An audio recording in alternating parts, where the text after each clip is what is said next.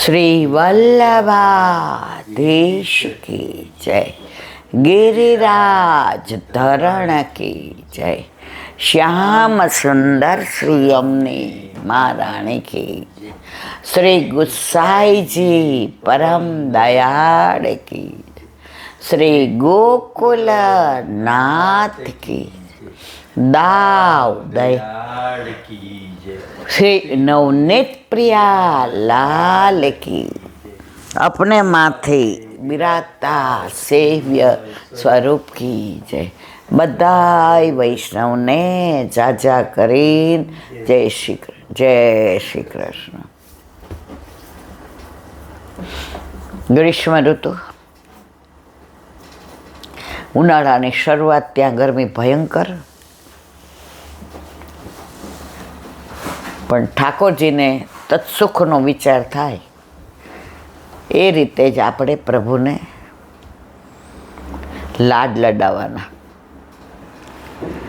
યથા દેહે તથા દેવે, દેખા દેખી આણે આમ કર્યું એટલે હું કરું ના.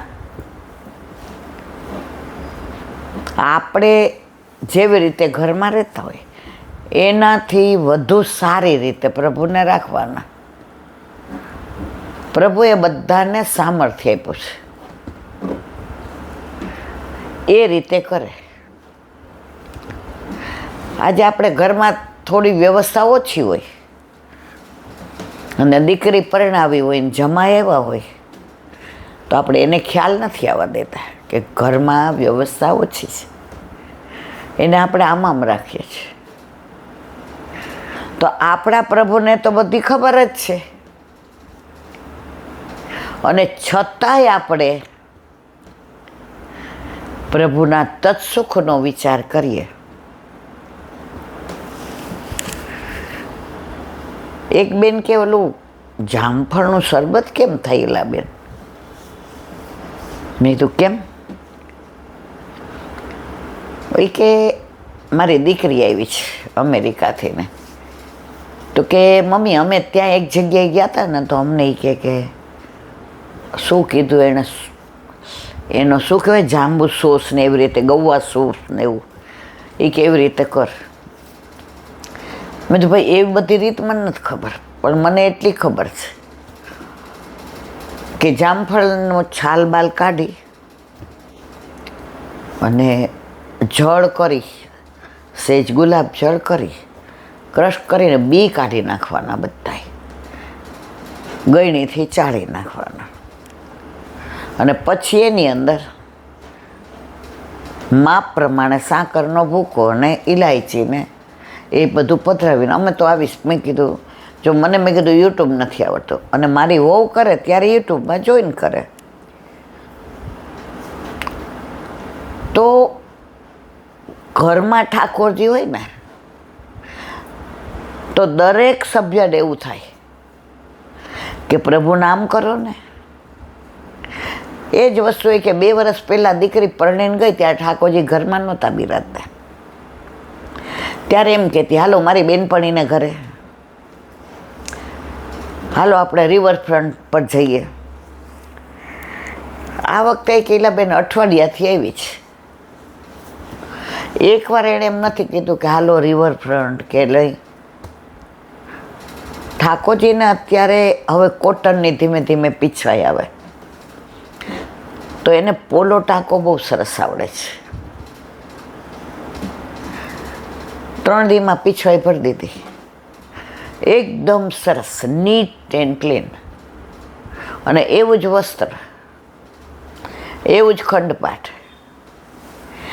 એટલે એણે લીંબુ પીળા કલરનું બધું કર્યું.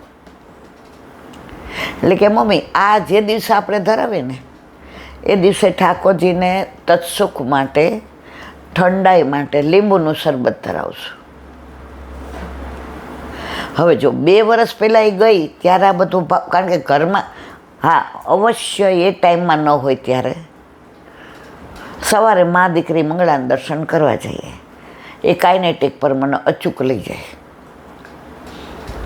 હવે એના ગયા પછી ઠાકોરજી પુષ્ટ કરે એવા એનો ફોન આવે તો 20 મિનિટ વાત કરીએ, એમાં 15 મિનિટ ઠાકોરજીની હોય. અને મારે કાંઈ કામ હોય, કારણ કે બેંકમાંય અમારા બેનું નામનું ખાતું, લોકરે, કારણ કે મારો દીકરો નથી, અમારા બેનું, એટલે કાંઈ કામ હોય તો કામની વાત કરીએ એટલે પાછું એ ઠાકોરજીની જ વાત કરે અને હુંય ઠાકોરજીની જ વાત કરું. અમારા જીવનનો વિષય બદલાઈ ગયો છે. આવી તોય પ્રભુ માટે બદામ ને બધું ત્યાંથી લેતી આવી. મેં કીધું ના બેટા, હું દીકરીનું ન ધરું ને. મમ્મી તું મને 2-3 ડ્રેસ લઈ દેજે, હું તને પૈસા કહીશ, પણ હું ઉત્તમ વસ્તુ લઈ આવી છે. તો એણે કીધું કે હું લઈશ પૈસા. હિસાબ કરીને મેં એને પેલા, હવે ત્યાંય કે સાડી બહુ ન પહેરાય, વધુમાં વધુ આ પેલા જીન્સ ને, એ કે મમ્મી એ બધું તો અમારા રૂટીનમાં હોય, જોબ કરીએ, પણ કોઈને ત્યાં કાંઈ પ્રસંગ હોય કે કોઈને ત્યાં કાંઈ પાઠ હોય તો કાં અમે દુપટ્ટાવાળા ડ્રેસ પહેરીએ અને કાં સાડી પહેરીએ. ત્યાં અમે આવું જીન્સ ને ટી શર્ટ ને ના પહેરીએ કે. તો મેં એને હિસાબ પ્રમાણે લઈ દીધું. હવે તો એ કે ઓનલાઈન, પણ એને ના પાડી, ઓનલાઈનમાં નહીં, આપણા નાના વેપાર. એ કે ત્યાં અહીંયા હતી ત્યાં સુધી આવો વિચાર નહોતી કરતી, ત્યાં ગઈ ને ત્યારથી ને એને આજ કે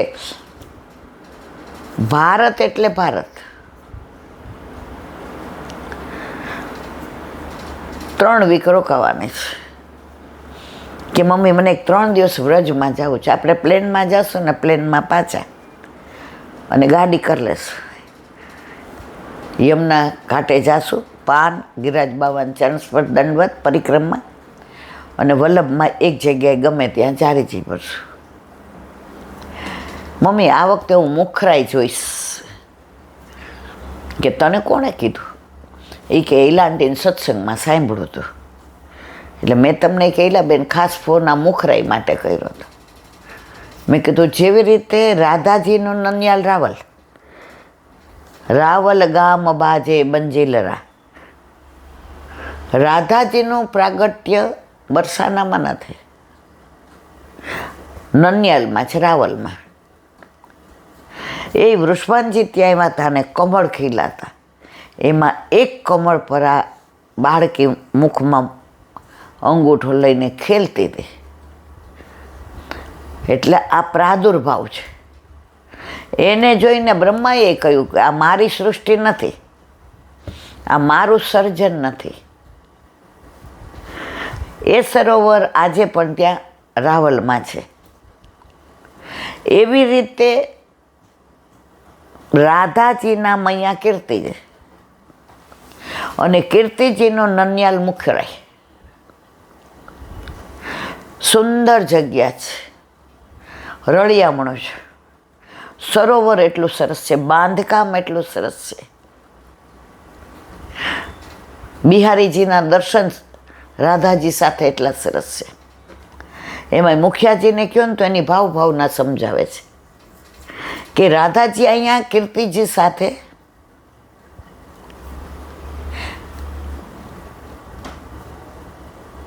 મૈયાના નનિયાલમાં આવ્યા હતા.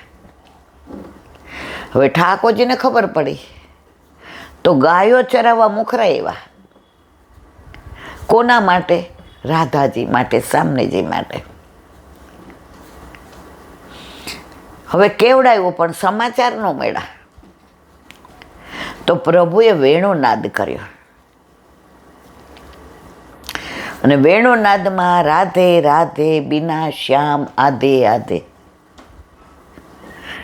એ વેણુનાદ સાંભળીને રાધાજી જ્યાં ઠાકોરજી ગાયો ચરાવતા હતા ત્યાં પધાર્યા.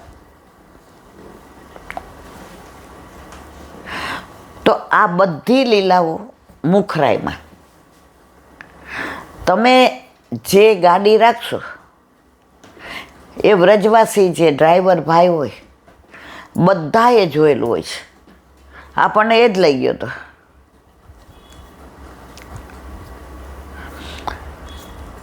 એ કે જરાય દૂર નથી, પણ ગાડી છેક લગી નથી જતી, એટલે થોડું 5-7-10 મિનિટ ચાલવું પડે, પણ બજારમાંથી ચાલવાનું હોય છે એટલે તમને જરા એવું આકરું ન લાગે. મારા જીવન થોડી પગનું હજી દુખે એટલે, પણ તોય હવે કાંઈ એટલું આકરું ન લાગે.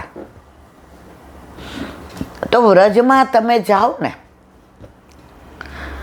આ બધે તો જઈએ જ છીએ, પણ આવી નવી નવી જગ્યાએ જાઓ ને તો નવો નવો ભાવ અંદર અંકુરિત થાય. રાધાજીની વાત આવી તો એક લીલા યાદ આવી. ઠાકોરજી યમુના કિનારે મોડા આવ્યા. હવે રાધાજીને ક્યારનાય રાહ જોતા હતા. દુનિયાનો નિયમ છે, રાહ જોતા હોય ને તો 5 મિનિટે 5 કલાક જેવી લાગે, અને આવી ગયા પછી 5 કલાક પણ 5 મિનિટ જેવી લાગે. એટલે રાધાજીએ લલિતાજીને કે લલિત ચલે. લલિતાજી કે પ્રભુ પધાર્યા નથી. એ કે બસ હવે રાહ ન જોવી. એકચ્યુઅલ રાધાજી વહેલા આવી ગયા હતા અને ઠાકોરજી ગાયો ચરાવીને પધાર્યા તો ગાયોને ખીરકમાં મૂકીને તરત પધાર્યા. પણ છતાંય રાધાજીને એવું લાગ્યું કે પ્રભુ મોઢા પધાર્યા. હવે માન કરતા તો વાર ન લાગે. જેવા લલિતાજીને કીધી ચલે, ત્યાં પ્રભુના શ્રી અંગની સુગંધ, દૂરથી ને પ્રભુના વેણુનાદ, આમ જોયું તો કાનમાં કરણના ફૂલ, માથે મોરપીંછ, પીળી પિતાંબરી, ચરણમાં પ્રભુ કાંઈ ધરતા નહોતા, ઉતાવળી ચાલે આવતા હતા. નહીતર ગિરિધર સબહી અંગ સે વાંકો, વ્રજ કિયો સાંકો, વાકી સબ ગતિ વાંકી. ઠાકોરજી બધાય અંગથી વાંકા. લટકત ચલત ચાલ. એટલે લલિતાજી કીધું આ ગઈ, આ ગઈ, આ ગઈ. હવે રાધાજી ત્યારે ઉઠીને જતા રહ્યા તો સારું ના લાગે. દેખાડવું કેવી રીતે કે તમે મોડા આવ્યા છો? એકચ્યુઅલ મોડા નહોતા, પણ રાધાજી વહેલા આવ્યા હતા એટલે એને રાહ જોવામાં મોડું લાગ્યું. રાધાજી યમુનાજી સામે મુખ કરીને પાછળ પીઠ, જાણે પ્રભુ પધાર્યા છે ખબર જ નથી. લલિતાજી સમજી ગયા કે હવે આમને મનાવવા મુશ્કેલ. ઠાકોરજી એને લલી, યમુનાજી પ્રસન્નતા મેં સામનેજીનું ના પૂછ્યું. લલિતાજી કે બધાય પ્રસન્નતામાં છે, પણ ને રાધાજી આંખો કાઢી, પણ કાંઈ નહીં, ચૂપ રે. પ્રભુ કે ઓહો, યમુનાજીમાં ગુલાબી કોમળ છે એના કરતાં સામનેજીની આજે ગુલાબી જે વસ્ત્ર ને આભૂષણ ધર્યા છે તો આ ગુલાબ તો બધા ઝાંખા પડે છે. આજ કે શોભા કહત ના આવે. સામને જે આ બાજુ જોયું જ નહીં, પ્રભુ વખાણ કરે જ રાખે. લલી, आज प्यारी जी ने क्या श्रृंगार तूने बनाया हो इतना बढ़िया? ऐसा श्रृंगार तो मैंने कभी देखा ही ना है. सामने जी ने श्रृंगार ऐसा धरियो, श्रृंगार बढ़िया लगे. सामने जी तो छे ज. ललिता जी के આજે પ્રભુ તમારી કારી કોઈ ફામશે ને, કારણ કે આજે અમે વહેલા હતા એટલે રાધાજીને લાગ્યું કે તમે મોડા છો. હવે આમ ચરણ ધરીને બેઠા હોય, પીઠ હોય, હવે નજરથી નજર મળે નહીં તો કેવી રીતે મેળ પડે? લલિતાજી રાધાજીની બાજુમાંથી ઊભા થવા ગયા. રાધાજી હાથ પકડીને બેસ. લલિતાજી કે આજ પ્રભુ તમારો વારો નહીં આવે, આજ મેળ પડે એવું જ નથી. રાધાજી માન એવું કરે, પ્રભુએ મનોહાર કર્યા, ખૂબ વખાણ કર્યા, કીર્તન કર્યા. માને તો માનું નહીં, યમુનાજીને એમ થયું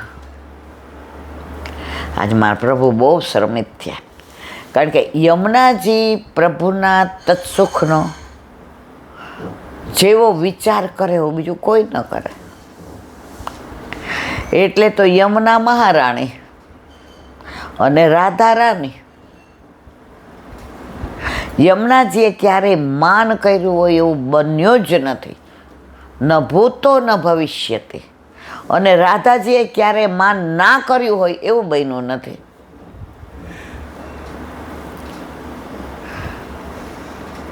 પ્રભુએ આ બાજુ લલિતા, હવે પ્રભુ પાછળ બેઠા, એટલે રાધાજીના મુખારવિંદના દર્શન ના થાય. યમુનાજી કે આ પ્રભુના આજે બહુ શ્રમ. એટલે યમુનાજીમાં બાઢ આવ્યું. બાઢ એટલે પૂર. એકદમ લલિતાજીએ કીધું, પ્યારીજુ પીછે મુડ કે. અરે કાવ ભાઈ, અરે બાઢ. રાધાજી એકદમ આમ પાછળ વળી ગયા. પ્રભુની નેમી દ્રષ્ટિ ન મળી. રાધાજીએ જોયું જ નહીં સામું, આ તો મહામાનુની. હવે આમ કરતા સમય જવા માંડ્યો, ચંદ્ર મલિન થવા માંડ્યો. યમુનાજી ભરપૂર છતાંય હવે કરું શું? લલિતાજી કે આવું મારે કંઈક કરવું પડશે. રાધાજી ઊભા થઈને જેવા બરસાના બાજુ વિચાર કરતા હતા કે હવે દોડતી વહી જાવ, તરત જ લલિતાજીએ, એક મિનિટ, તો લલિતાજીએ શું કર્યું? 3 લીટી કરી. ક્યાં? યમુનાજીના કિનારે. રાધાજી બેસી ગયા. પ્રભુએ પાછળથી રાધાજીના ખભા ઉપર હસ્ત મૂક્યો.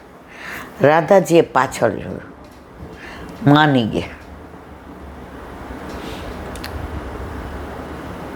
તો આનો ભાવ શું? કે